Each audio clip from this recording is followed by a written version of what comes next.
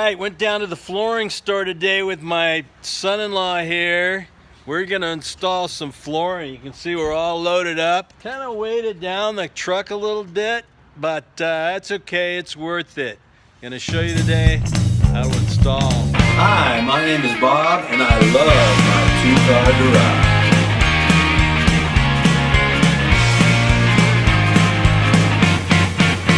So we're really learning a lot as we move along here installing this new material. I really like this stuff.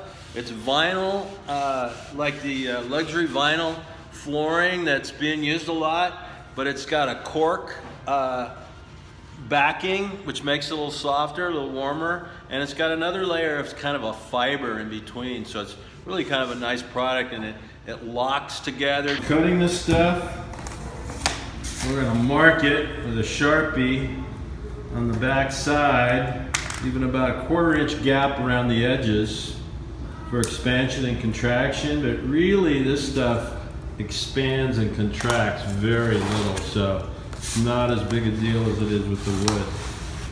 Score it on the back side, and our new fancy little contraption. Snap it.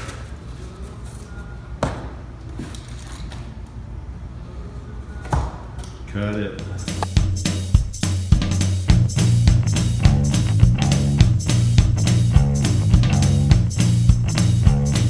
Alright, so our little invention right here for cutting this vinyl flooring is officially copyrighted. Copyright, Bob's Two-Car Garage 2017. Just kidding, you can copy it if you want to. It should just click right in place. If it doesn't bang down just right, then don't just keep banging on it as hard as you can. You should check out the edge to make sure that there's sometimes the little lock-in edge will break a little bit. And there's a little debris in the groove. So check it out. Take it back apart. Make sure it's nice and clean before you start just banging away at this stuff. Little special cuts like this can easily be made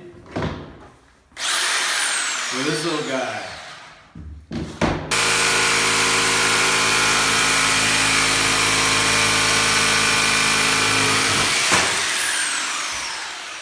Not perfect, but okay. Right here where these two pieces come together, you want to make sure that it's really lined up really well, because if there's any unevenness there, the next piece isn't going to lock in together too well. So right here, you got to make sure that it's nice and lined up, so you can take a sacrificial piece, bang on one side or the other, and get that perfect.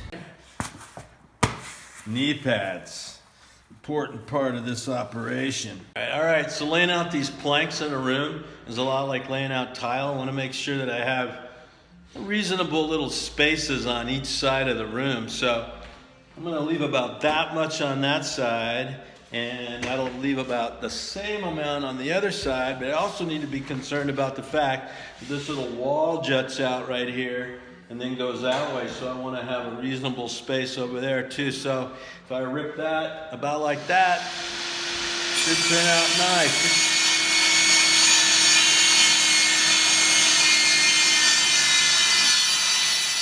All right, to make this installation look really clean, we need to undercut the jambs and the casing and the stop right here.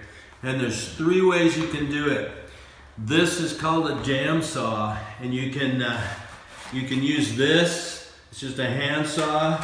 You lay your flooring down and cut like that by hand. So that's one way. The other way is to go out and buy yourself a jam saw. And the jam saws cost about 200 bucks. So I don't know if you want to do that, but it's pretty cool because it'll lay right down there on the floor. You can adjust the height and it'll cut the whole thing at once. So there's a powerized jam saw. The way that I'm going to use, and I really think it's a recommended way, is to use the little multi-tool here, because you can buy different cutters for it. Not quite as clean as a jam saw, a powered jam saw, but it will do a really good job. by undercutting these jambs right here and the casing, you can see we can tuck that flooring right underneath there and make it a really nice, clean installation. This room, we're gonna have to work backwards, so we're gonna have to tuck the lips underneath, which is not the normal way to go. You wanna minimize working backwards, but it makes sense here so that everything just kind of flows and we don't have to use any transition pieces. Just one more thing, and then I guess I better get back to work because my son-in-law is doing all the work right now. Another nice thing about this product is that you can lay it right over this tile floor, which we really weren't looking forward to tearing up all this tile and starting over with the skinny vinyl. We kind of messed up here, but we fixed our mistake. So this did not match this. So instead of using a transition piece right here, which is problematic, and it just doesn't look as good, we decided just to shift this whole floor over and make it match. So we got one continuous flow of vinyl here, or flooring. So, and it worked out really well. We were able just to slide this over. All right, finishing up our job today by adding the base shoe on top of the flooring that we put in up against the baseboard. And it's gonna cover up that little gap around the edges and kind of lock things down. Got everybody involved. Luke's working, Charlotte's working, Leanne's working, we're all doing something. All right, so in the inside corners right here, we're gonna do a cope joint. So that means that this piece can just be cut off straight. This piece that comes in this way is gonna have a cope joint in it. And we're using our little pin nailer here to nail down all that base sheet. So on this corner right here, we're gonna do a cope joint. That means we're gonna cut a 45-degree angle first. Then we're gonna come back with my little jigsaw or saber saw and cut that away.